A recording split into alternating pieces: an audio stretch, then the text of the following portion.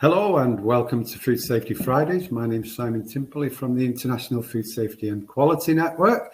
Today our guest presenters are Dr. Matthew Wilson, Senior Lecturer in Food and Nutrition at the University of Adelaide, and Andrew Thompson, owner of Think ST Solutions. Both of them are in Adelaide, Australia right now, and it's late. So is it 11:15 at night, guys? 11:30, yes. 11:30. Well, welcome to you both, first-time presenters. Nice to have you with us. What's the weather like in Australia this time of year?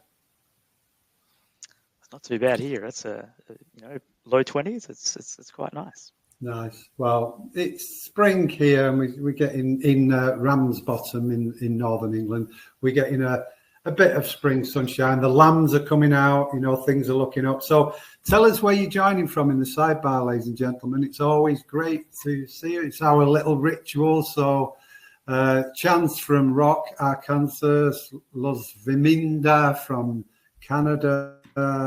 Where else have we got?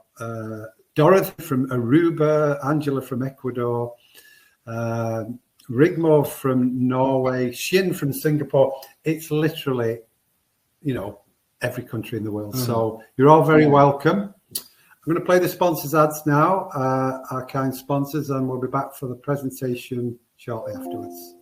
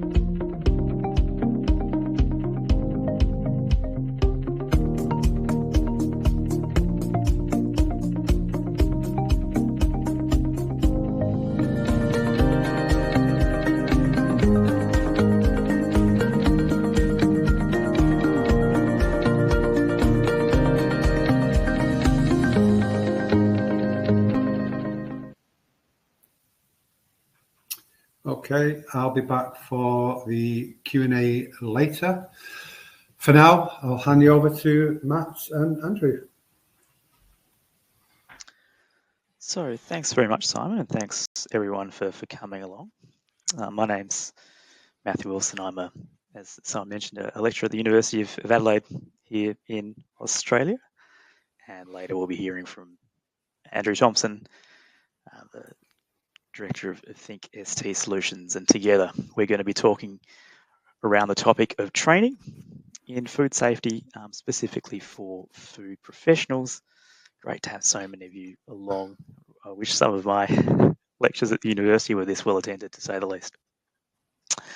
So let's just begin, as I often like to begin my lectures at the university, with a question for you. Why do we undertake training? So if you are able just perhaps to think about this and maybe leave a comment in the chat.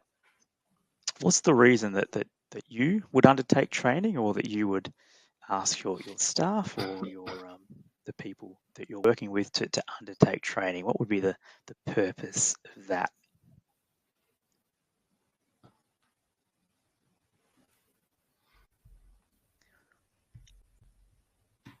So already got a good answer here. Share information and educate colleagues, definitely. To learn, yes, hopefully that would be a a good outcome, to stay current for sure, to be up to date, to expand knowledge, understand trends, refresh skills, perform better, food safety awareness, proper planning, practice what is taught, training to, that's what we'll be going to into a second, just that difference between training and education. So some good answers here, and already starting to think about why we undertake training. And now let's start thinking about whether the ways that we do undertake training are likely to be the best ways to lead to that outcome. Which brings us on to this sort of concept of what is the different ways that we learn and what are the different ways that we teach. And an important concept here is the difference between education and training. And so there is certainly crossover here, and there's certainly facets of both that are sort of quite similar. But in general, if we were to separate them out, I think that the key difference would be that education is more around the theory, it's around learning of knowledge, and it's helping us to understand important concepts. Whereas training tends to be more specific in that we're learning the skills necessary for our jobs or for specific tasks that we must do within those jobs. And so more about the practice or the application as opposed to those overall concepts. Worth keeping in mind here that education isn't just learning for learning's sake. Too often in the past, perhaps at universities, we've been accused of just teaching things because we can, as opposed to things that are really needed. Part of education is also not only learning the knowledge, but learning how to apply it. And so it's this sort of knowledge that's worth sort of imparting, because it helps us with decision making. It can help us with planning, with strategy, with troubleshooting. Whereas training is more about which skills do we need, how do we get those skills, how can we apply those skills under different circumstances. So there's certainly place for both of these concepts within learning. Within my job at the university, our job is to be training graduates to be ready for industry. That's not the only reason we train, or I should say we educate students, but it is a primary focus, because quite often we do hear from industry that perhaps some of the graduates that come out of our programs, do they really have the skills that they need for the job? And that can be quite a challenge, because on the one hand, we do want our graduates to be industry ready, to have knowledge that they can readily apply to their jobs. But equally, there are so many different jobs that our students might be looking to do, that to be able to train them sort of to be ready on day one for all of them is probably a bit of an impossible task. We do, though, evolve our curriculum. We recognise that the skills that are needed are changing all the time. Probably an obvious example of this is the rise of AI. I'm sure it's probably affecting many of your workplaces and lives as well. Certainly, it's a big factor in education. How do we use AI? How do we make sure that students aren't using AI in inappropriate ways? That type of thing. One thing to keep in mind, though, is the value of assessment. And a key focus here is that our approach has moved from sort of memory style tests or exams, where it's all about limited term recall, towards things that more clearly demonstrate that our graduates are likely to have not only the knowledge, but also the ability to know how to apply that knowledge in their future careers. And a big focus of this is the rise of work integrated learning, or WIL. So here at the University of Adelaide, it's a really strong focus to sort of give students that opportunity to undertake work integrated learning in their degrees. And in fact, it's coming to the stage where we're actually looking to sort of change the final sort of capstone, finishing sort of high level tasks away from a research project, which was probably the traditional sort of pre-graduation final task that we would expect students to perform, towards things such as internships. So for students who don't feel that they're likely, for example, to go onto a research career or a career which will focus on research instead, they have that opportunity to be embedded in industry and to actually learn on the job, and for us to sort of help test and improve their experiences in industry by sort of curating where they are placed, their responsibilities, their requirements, etc. And this can be a real win-win, both for the students who can gain skills, they can gain confidence in the workplace, they can begin to understand that the knowledge they've been learning through their education, how that can actually apply in more everyday tasks. And obviously they can build up contacts and potential people who might either look to give them a job or at least help them find jobs going forward. But the thing to certainly keep in mind, perhaps from your point of view, is that for companies as well, this can be a really positive experience. Not only in the short term do you potentially gain an extra set of hands, and to even review a potential new employee, but you also have the chance to learn from the students in your setup, to sort of understand what they do and don't know, which could help as well for any other new employees you take on, and potentially even to sort of find out any information from them about any current sort of learning or practices that they've been picked up from their university career as well. So, what about specific training though for the food sector? So far, I've really been focused on um, higher education and the different strategies we employ in higher education. But how can this apply to more industrial style training? Um, Worth keeping in mind that in many cases, the strategies we employ can be quite similar, but there are definite differences. Um, the idea, for example, of someone like an academic coming in and sort of talking in like in a lecture format for hours to people who work the job every day is probably not going to go down very well with people who sort of already have a lot of that inbuilt knowledge already, and probably wouldn't appreciate being told it from a theory perspective instead. But certainly some of the sort of the more modern techniques we're applying and the strategies we're applying in higher education to make learning more successful, to make it more targeted, and to make it more relevant are things that can apply to training as well. So probably the first thing to look at is what style of session can be most effective for training. And so sort of the two obvious categories here are either online training sessions or in-person sessions. So certainly there are a few advantages to both. Online has the great advantage of being quite convenient. I mean, it's quite flexible. Um, here today, we have the opportunity to you can hear from me in Australia. I can see people on the call from the Americas, from Europe, from Asia, all around the world, who have that opportunity to sort of connect in that wouldn't otherwise be possible if we were to meet in person. Usually it can be cheaper. You don't have to worry about certain things such as venue hire or bringing people into the company. It's something we can record and then review later, and so people can go back to it in their own time, and you can often have almost a permanent record of what's happened that you can refer back to, which often isn't the case from an in-person session where you've sort of lost what was done in the moment. But as someone who's sort of had to sort of change teaching style over the whole COVID period,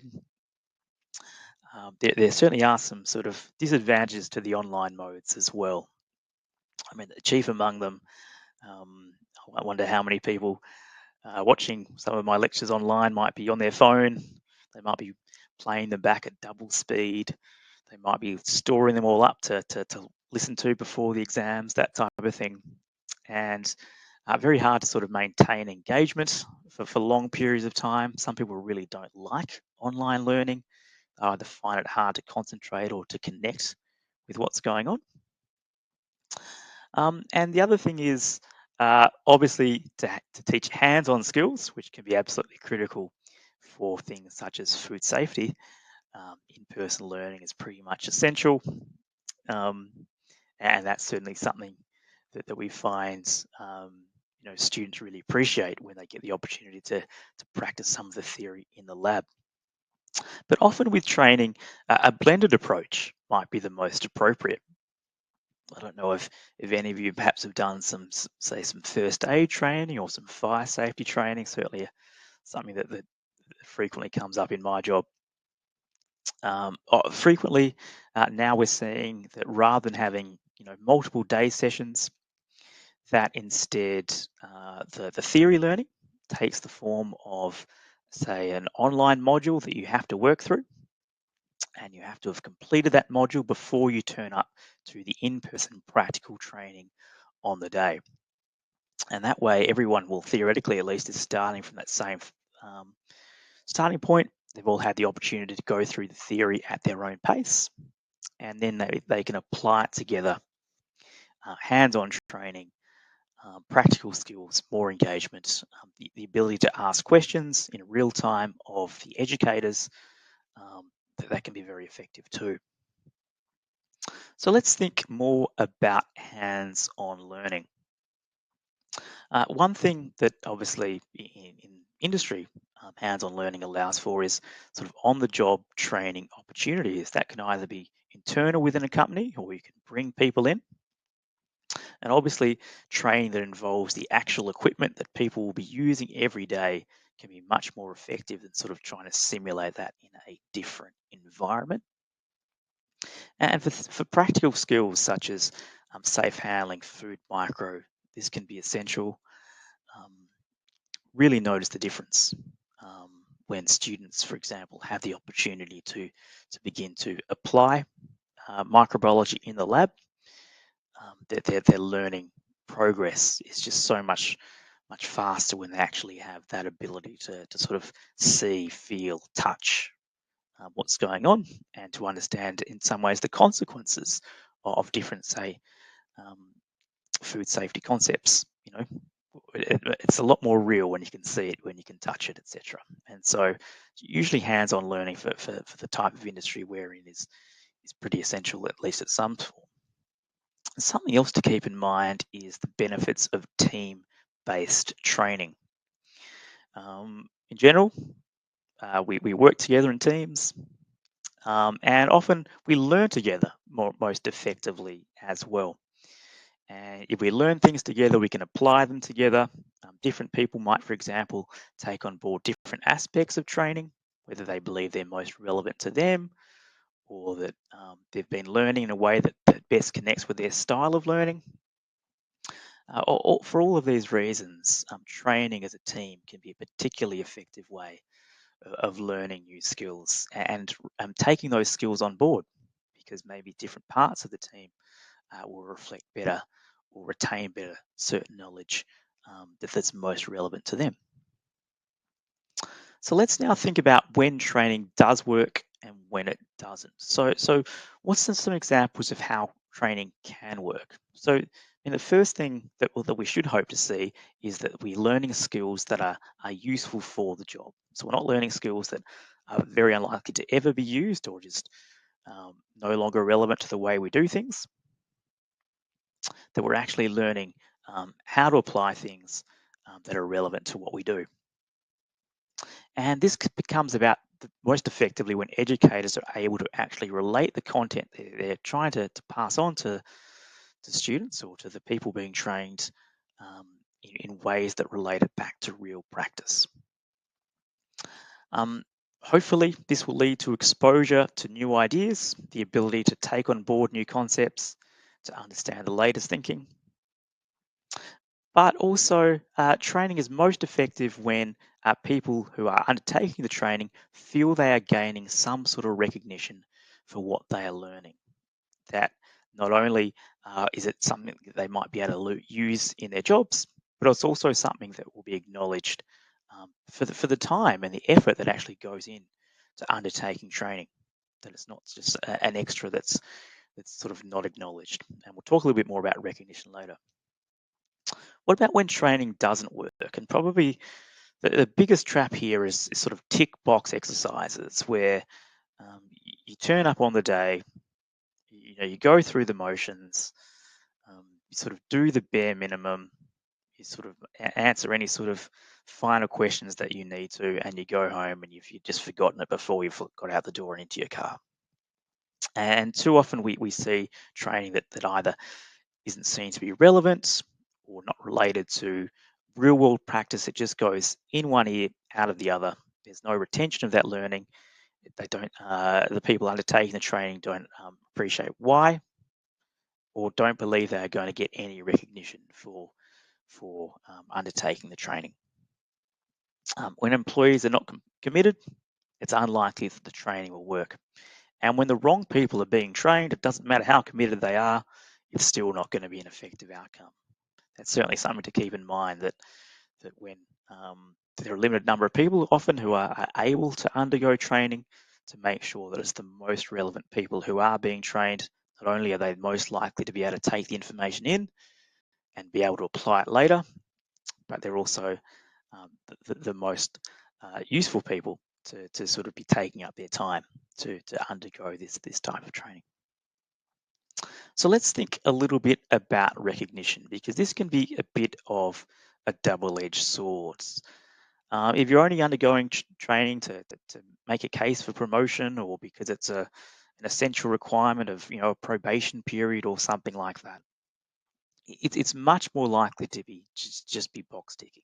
It's something that you feel you have to do, so you go through the motions.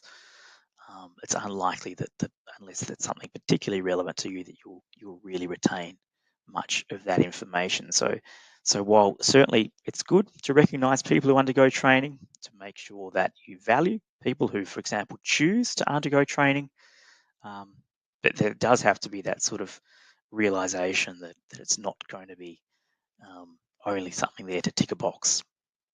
And something else to keep in mind is we should recognize staff who informally train others. Peer learning is often the most effective form of training. People who have done the job before, who've done the job every day for in some cases for years, very likely to sort of know the ins and outs, and to know the simplest ways of explaining different concepts, different how to use different pieces of equipment, for example. So encouraging peer learning and recognizing people who, often of their own bat, take on those roles of training others, really important as well.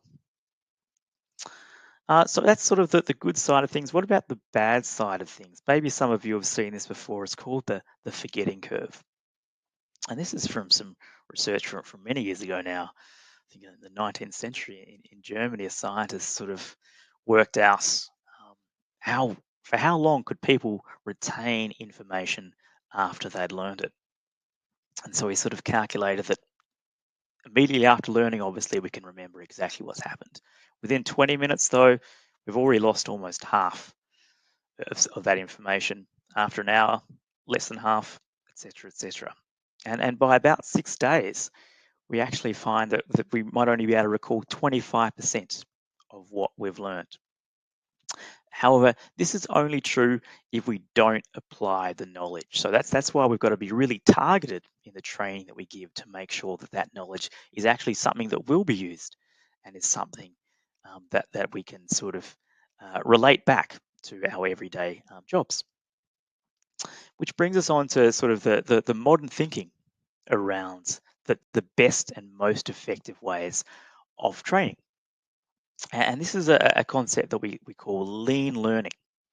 So rather than, for example, having day-long sessions maybe every couple of years, where you might have sort of that information in your head for the next few weeks, but after that, you may well sort of forget about it until you have to go back to the training in a few years' time.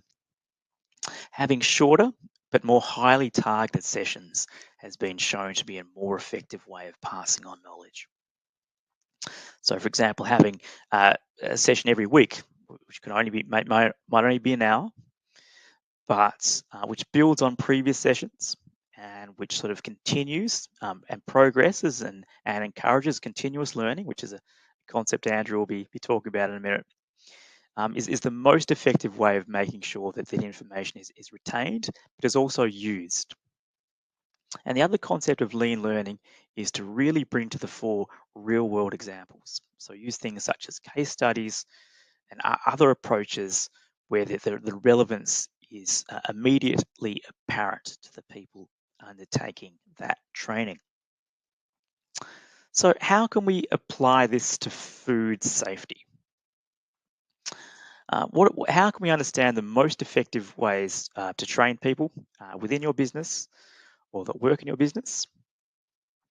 And what does this mean for food safety training?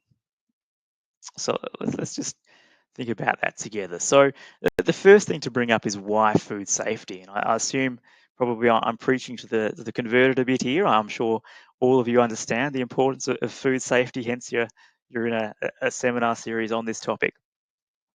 But obviously, the safety of food is critical for prosperous and healthy societies. We rely on food. We need to make sure that our food systems are safe.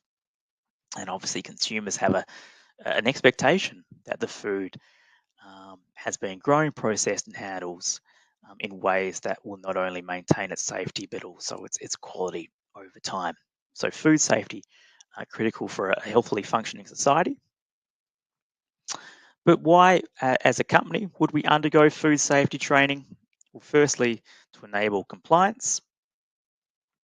There are certain regulations that obviously differ slightly around the world, but on the whole remain the same in terms of the goals of food safety within a business. So we can understand any control measures that are an essential part of our food production systems, to maintain standards, to understand potential allergens, contamination issues, how we can control them, how we can minimize them, how we can prevent things from getting worse if things do go bad. And so for all of these reasons, we might undergo training to sort of better understand how to perform these processes. Well, what are the benefits for business? So obviously, there are marketing opportunities with being able to say that you are um, a, a high performing company in terms of your food safety regime. We shouldn't just be aiming for compliance. We should be aiming for better than that, and that's something that you can take to your customers. That you are at the sort of the leading edge of modern food safety understanding. That you are training and encouraging training within your workforce. You do have a continuous approach to improving food safety knowledge, food safety practices, and food safety recognition among your staff. And you're not just telling your customers about this safety, you're actually showing them what you're doing to make this work. So why invest in training on food safety? So obviously it's an investment in the future of your organization. You need to be producing safe food to be able to perform successfully as a business.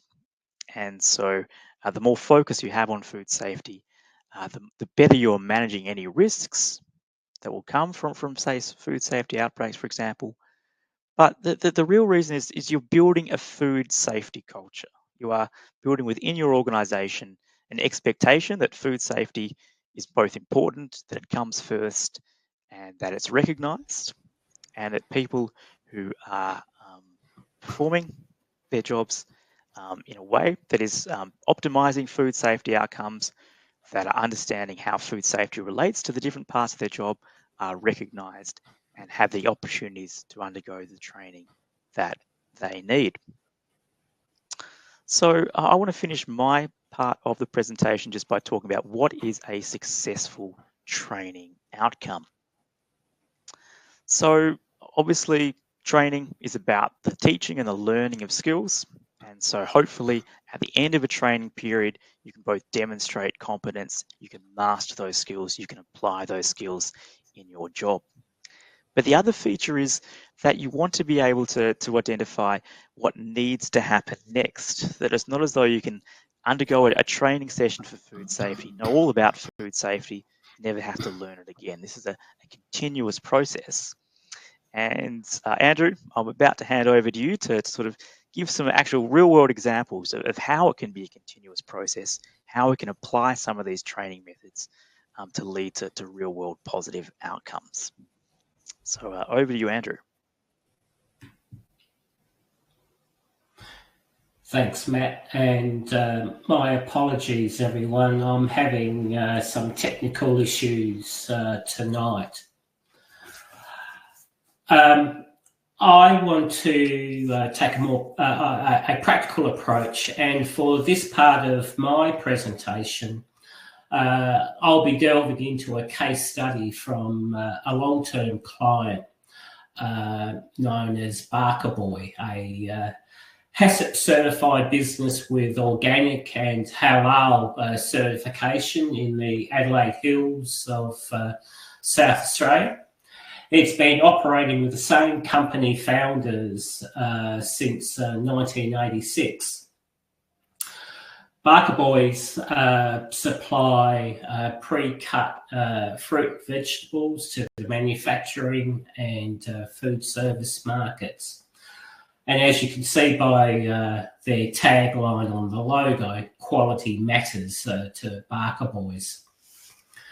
So on this occasion, I was requested by the quality assurance manager to work closely with their team to craft an innovative food safety training program that would enable the company to meet its objectives. And it was spearheaded, as I say, by the quality assurance manager. It was designed to make a difference and not to tick a box. So when boosting skills in your food business, you've got to have everyone on board, from senior executives to production and admin employees. And this strong commitment is all about doing business better, and it's critical for behavioural change. So I'm sure many of you have seen the YouTube video clip by Simon Sinek. It's not what you do, but why you do it. If you haven't viewed this engaging video, please check it out. It's worth your time to do so. Simon Sinek explains how great leaders inspire action.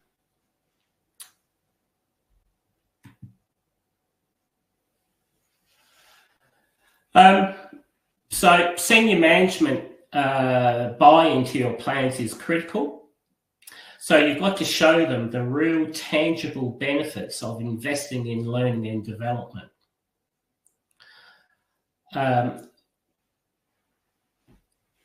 So getting their commitment and involvement in setting timelines, budgets, goals are important, but it's also important to remember to get them involved and ask them to roll up their sleeves and join in some of the programs themselves. But it's not just about the senior leaders within your operation. Your line leaders are the glue that hold this strategy all together. And they ensure that what's learned gets put into practice on the job.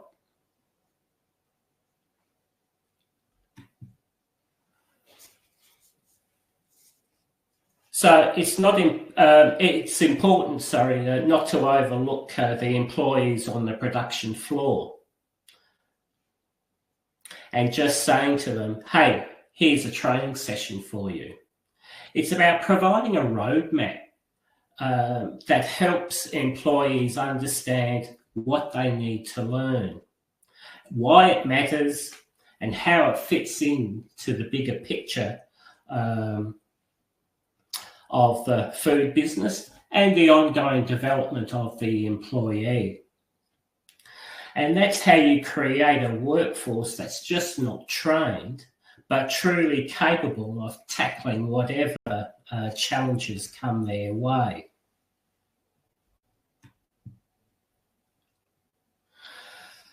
Effective communication, open communication is essential here, and it's something that we've emphasised in our article, Building a Food Safety Culture.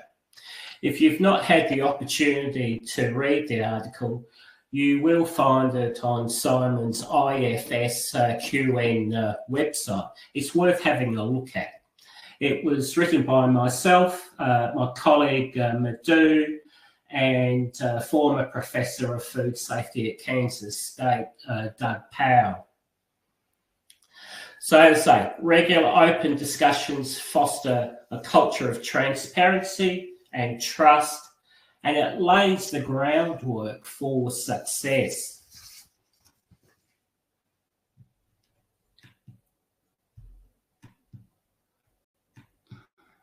Sorry, I'm just... Here we are. So from my perspective of being involved in the food industry for many years, what I'm finding is that there's one major missing component that food operations don't have, and that's a structured learning framework. It's a roadmap. It's a roadmap that guides educational and skills development. And that's where this workplace learning system foundations comes in. It's tailored with food operations in mind. And this framework integrates key components like accountability, commitment, open communication, and performance measurement. They're all key things for success. But there are some other factors that you need to consider. Strong conversations and understanding of mutual obligations is also important. Spacing of learning is important. And last year, a colleague, Rob Mancini from Canada, talked about the spacing of learning. His Food Safety Fridays presentation is worth having a look at, and perhaps Simon could put the link up in the chat or send it out following this presentation. So change can only occur when the training sticks. This occurs through practice, practice, practice, but correct practice. This helps embed the learning into workplace procedures, and it assists in how we do things around here. Senior management, understandably, want to ensure that every training dollar is spent wisely. So how do you measure the success of training? If you want to put your answers in the chat box, that would be great.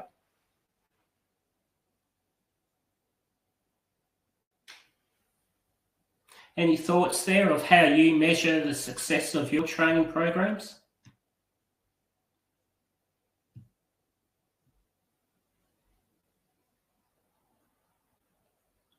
No?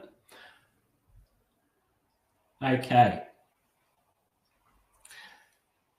This training project at Barker Boys was recognised as best industry practice through certification, supplier and regulatory audits. New business and sales on an upward trajectory were other indicators. Investing in quality employee training can be truly life-changing, and it just doesn't tick boxes. It drives real results. So you're seeing on your screen a quote from Simon. Simon was a past student and employee at Barker Boy from 18 years ago, who recently provided this unsolicited comment to me via my personal Facebook page. I was grateful for the feedback and thrilled that he still applies the skills and the knowledge that I instilled in him over 18 years ago. And it just demonstrates that the life-changing capabilities that good training programs can provide. Now, I'm not sure if you've seen the Kirkpatrick model or have heard of Kirkpatrick before, but measuring the financial return spent on training is one method for determining the success of a program. But there's also the commonly used model for determining training effectiveness through the model developed by Donald Kirkpatrick in the 1950s and later updated by his son James. So this model provides a framework for assessing training programs across the 4 levels of evaluation, which you can see on the screen here. So level 1 reaction is looking at the degree to which participants find the training valuable, they're engaged, they find the training relevant to their jobs. Level 2 on learning is all about the degree to which participants acquire the attended knowledge, skills, attitude, confidence, and commitment based on their participation in the training. Level 3, behaviour, is looking at the degree to which participants apply what they learned during the training when they are back on the job. And level 4 is results. The degree to which targeted outcomes occurs as a result of the training and support and accountability package. So each of the levels of Kirkpatrick's model builds upon the previous one, and ultimately it's the goal is to demonstrate a clear link between the training activities and the organisational outcomes. So by determining and assessing the training effectiveness at multiple levels, you can then gain a comprehensive understanding of the impact of the programs and identify areas for improvement.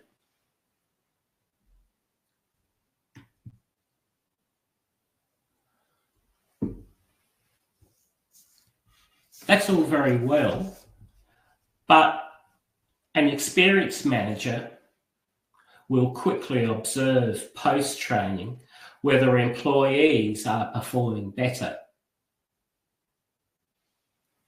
You don't need hard data to measure the return on investment. What's important, though, is for a food business to ensure that the training intervention contributed positively to improved employee and business performance and growth. By incorporating these elements into a learning framework, a food business can effectively prepare employees for on-the-job success. Having a skilled and capable workforce will drive economic business growth and innovation. And at the end of the day, it's all about the actions taken, not just words. Senior executives and line leaders need to walk the talk and show that they're truly committed to learning and development. That's the only way we'll see real change throughout a food business and the food industry generally. So my call to action for you is to reflect on the importance of investing in employee training and to consider how you can apply these principles within your food operation. Thank you very much, and thank you, Simon.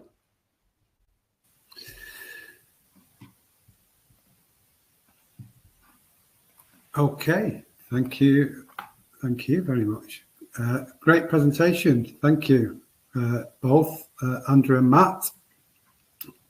Yeah, and I can put the link in the follow-up email. We always follow up just to everybody with the recording afterwards, PDF of the slides and your certificate, but I can always pop a link in there for reference. So let's get to the question. So question from Adam.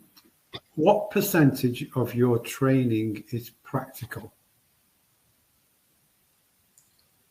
I don't know who wants to take that and what the what's referring to. Do you want to go first, Andrew? Okay. My training is very hands-on, and I customise training to client needs. And there are occasions where a hybrid model is needed. So it's a combination of theory, a bit of hands-on, and then direct application on the job. So it's all about listening to the needs of the client and their specific needs, and then providing a training solution. Yeah, makes sense. From a university perspective. Oh, sorry, son. Sorry, carry on, Matt. Yep, from a university perspective, we aim for around 50-50 of practical training to sort of theory-based learning. Right. Thank you.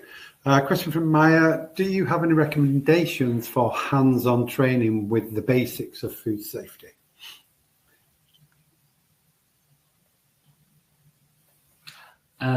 Yes. There are some specific training approaches, practical training approaches that can be applied. And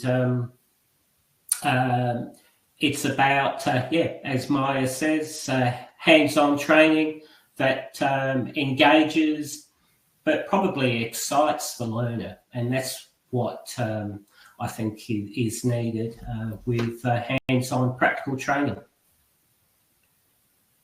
Okay. Question from Anurag.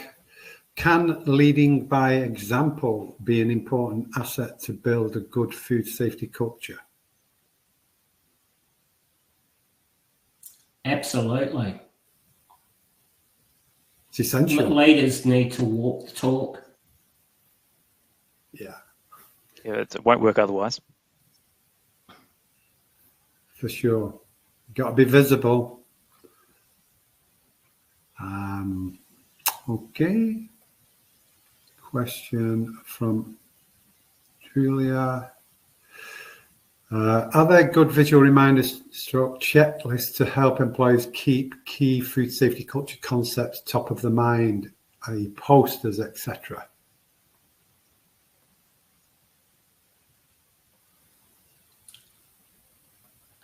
I'm sure there are posters and other resources out there to keep food safety top of mind. But I also think it goes back to the training that's provided to employees and that commitment to high standards of food safety. And as we've said in our article, it stems back to the hiring practices, the induction and onboarding of new employees. If you have those strong foundations in place, you're on your way to success. Yeah. Okay, question from Alenis, sir. How do we change mindsets of food handlers in terms of continuous learning?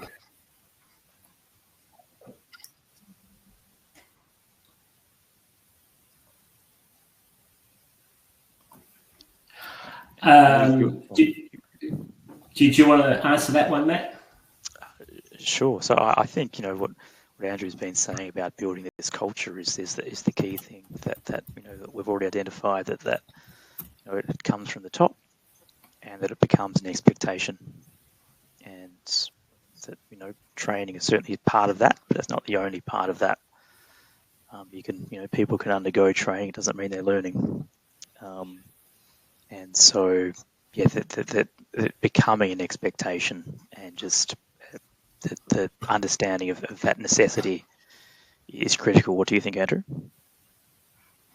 I think you've said it all there, Matt.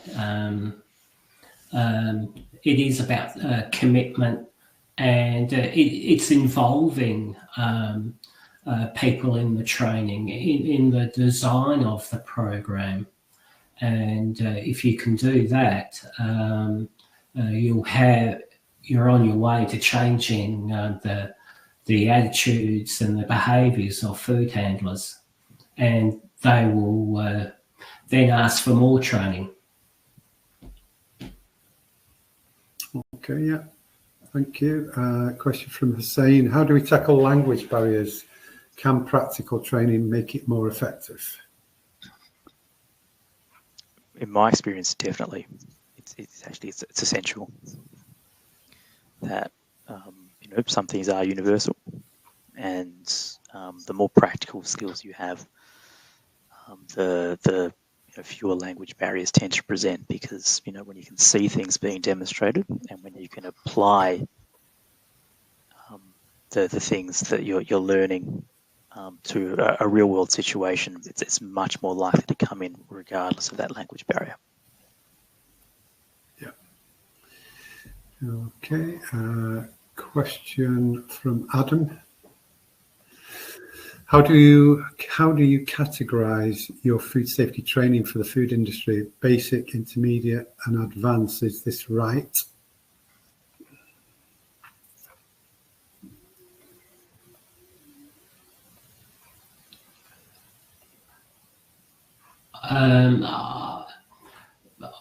I'm not quite sure I understand the question, but any food safety training that I provide is not a one-size-fits-all approach. It is customised to the particular organisation and their specific needs.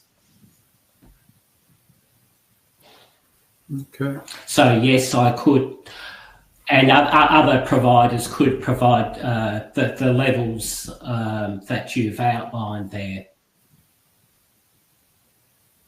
Yeah. Okay, question from Justin: what are some of the experiences you have with training in the alcohol beverage industry and getting the culture to understand the full risk? Any experience in alcohol apart from drinking?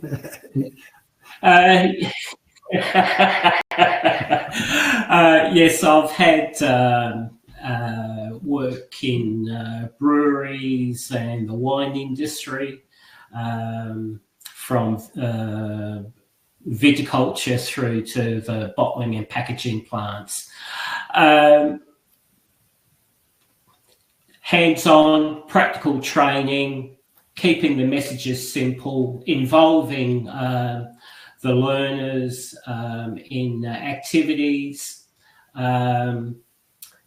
That all helps with their learning and understanding, and then develop some approaches where they can apply what they've learnt on the job. Okay. Question from Mauricio: how can you measure the commitment from the employees to the product quality?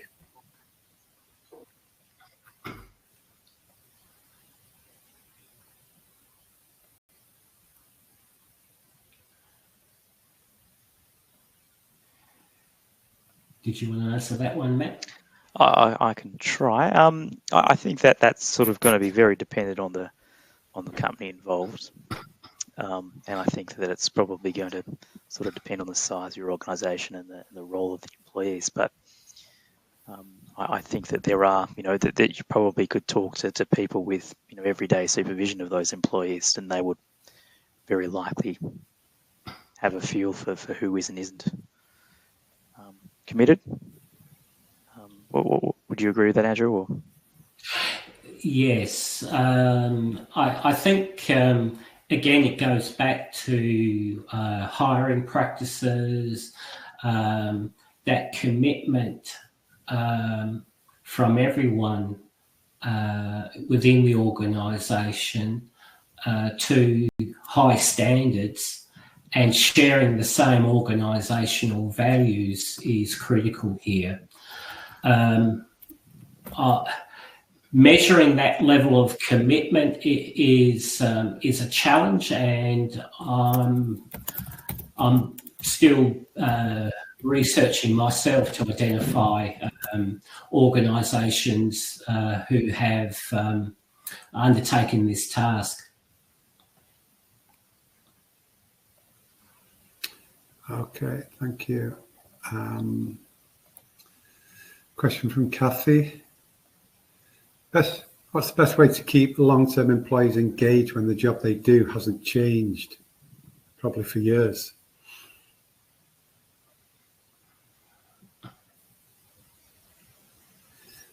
That's a very tough question, isn't it, Andrew? Keep people thinking. I think so. I think and offering perhaps avenues to change, if that's what they desire, is probably essential as well.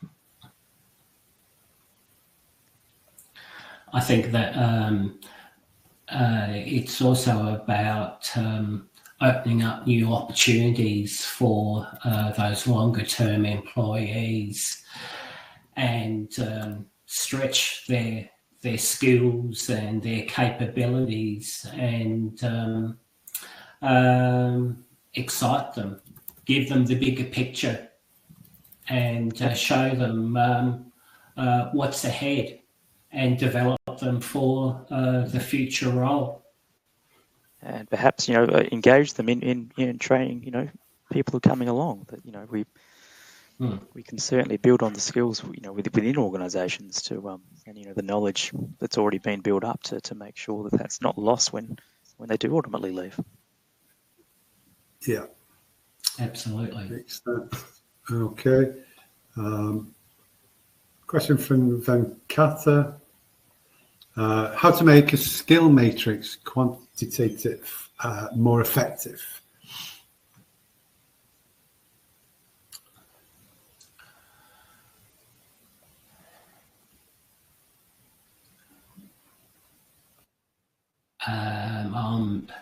Look, with skills matrix more effective, if you're using, if you're using an Excel spreadsheet,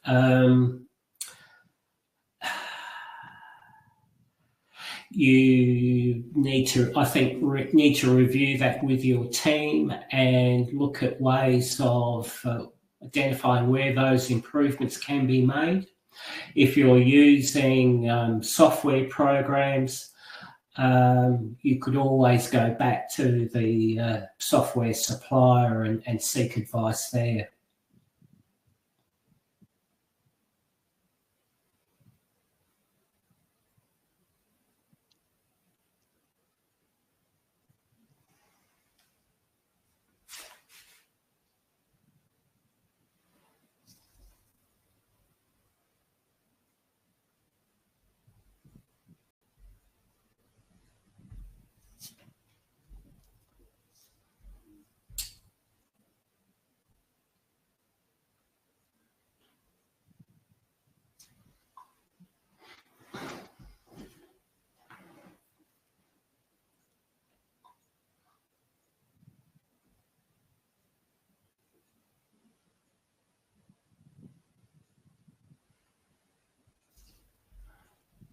Sorry, Simon, I've lost audio. Me too. Yeah, it's because I'm muted. Sorry. I was just going to say, in terms of how do you change the mindset of upper management, they see in money terms, don't they, obviously, a lot of the time. And it was the big scandal in the US where actually I think people died in a food poisoning incident in the last few years, and they got imprisoned, didn't they, the owners, and even the quality manager was, I can't remember the actual what it was, but I think showing them some things like that, articles, and showing them things that what could happen if things go wrong. And yeah, but you know, have you any ideas on how to change the mindset? Because it's a common thing that we get it all the time when we're talking on the discussion forum and in webinars. Senior management aren't bought in, and then if they're not, then you're pretty powerless being the quality manager to trying to make change, because they're not leading by example and making it part of their vision and the whole culture of the company. So yeah, how do you change the mindset, which is a big question but important one.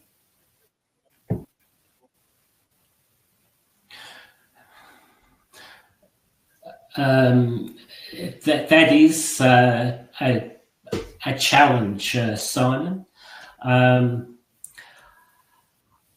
think my immediate suggestion would be to highlight the risks to the business and to senior management. And that's going to be reputational risk, financial penalties, the adverse publicity. All of those areas of risk are quite damaging. That's how I would approach it. And if that message still wasn't getting through, and I was the quality manager, I think there's an opportunity to reflect on whether I'd want to still be working in the position for that business. Yeah. At the end of the day, the quality manager is responsible for the systems. Yeah. Okay. Lena is asking how to measure changes in behaviour and attitudes accurately, especially with food safety culture-based training to evaluate the impact.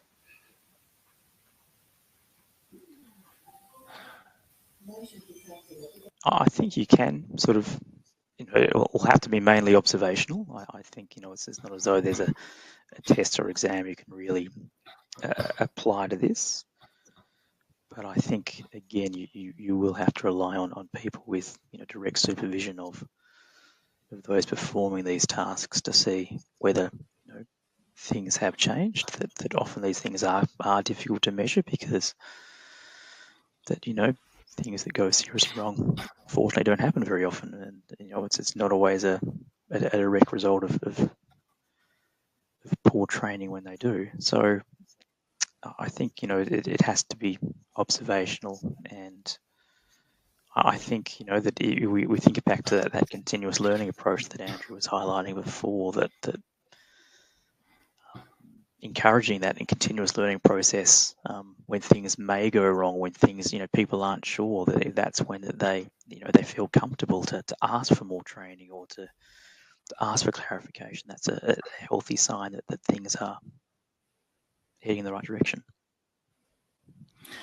Yeah, look, from my perspective, Lena, there are some checklists that can be developed to look at observations, asking a series of questions of the employee around performing a particular task.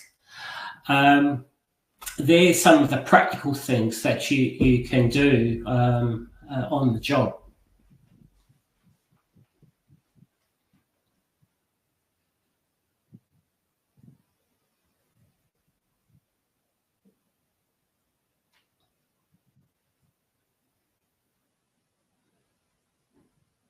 So I think you muted again, Simon. Sorry. Question from Lizzie. What are some of the strategies you can put in place to ensure the management understands the importance of food safety, especially if they do not have any food background?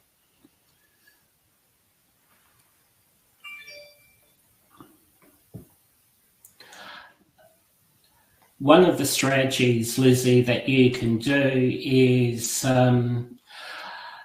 at a series of meetings, talk about the relevant standards that the company needs to adhere to.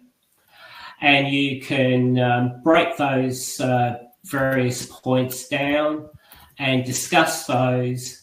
And I think in a 15-minute presentation on one particular point, you'll certainly have a better informed management team about their responsibilities to food safety.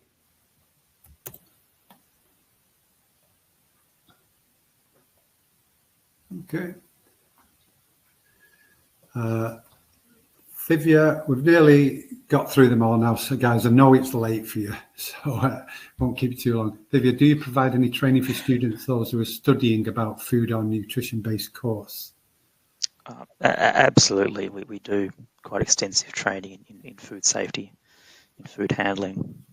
You know, for example, at our university, we've got new kitchens where we have, you know, very much hands-on focus. We've got both microbiology labs, we've got food preparation labs, we've got food chemistry labs, and certainly that day-to-day, you know, how to handle things safely, how to test, you know, foods to ensure that they are, you know, within safe guidelines, etc. How to understand what those guidelines are and how they're enforceable and what they mean in the real world. All of those things are a major focus of our food and nutrition courses.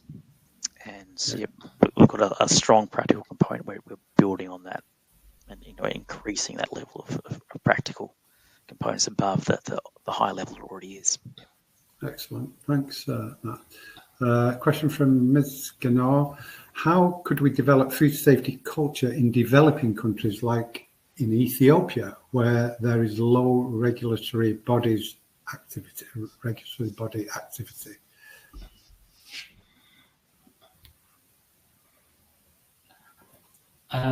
Look, from my point of view,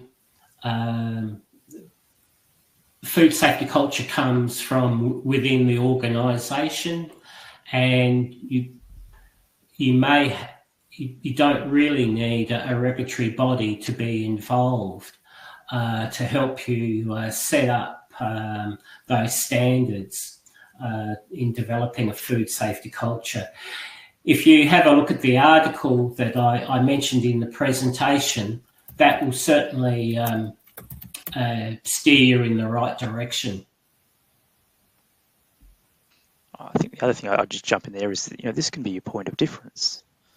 You know, if you can demonstrate that it's you know, your company, your business, your operation that is maintaining these high standards regardless of the regulatory conditions, I think that's something you can very much take to your customers. Definitely. As a very strong selling point. For sure. Question from Srijit. What KPIs and time periods should be used to assess training effectiveness?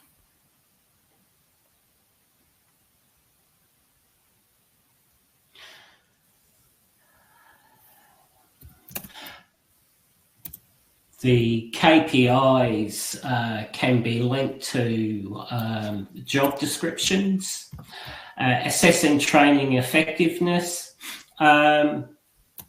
You can develop a system specific for your particular needs.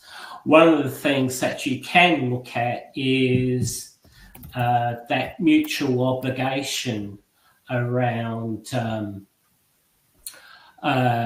the effectiveness of the training provided. Does the person or the employee have all the skills needed to perform in the job? If not, what levels of support do they need? And then you can start to look at measuring the effectiveness of the training provided. Okay. I think that's it. There are no more questions. So yes, thanks guys. I know it's very late. It's past midnight now, obviously. So really appreciate you spending the time with us today, sharing your knowledge, and hopefully you'll be back to do another one in the near future. So have you enjoyed it? We've had how many? well over 300 people, over 1,500 registered. So, yeah, enjoyed it, guys. Definitely. Thanks for the opportunity, Simon. And Yeah. thanks everyone for coming along. Yeah. Thank you, Simon. You're welcome. Appreciate it, guys. Have a nice weekend. You can go to bed now. All right. Cheers. Thank you. Thanks, Simon. Cheers. Speak soon.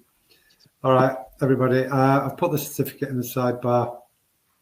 I do realise I've been told I put the wrong date on, but I'll check that, and I will update it, the date, in the one that I send in the follow-up email. Some of you auditors in there nitpicking with the date. All right. So thanks for your time today, and thanks for joining. Hope to see you on the next one, and have a great weekend, everybody. Take care. Bye-bye.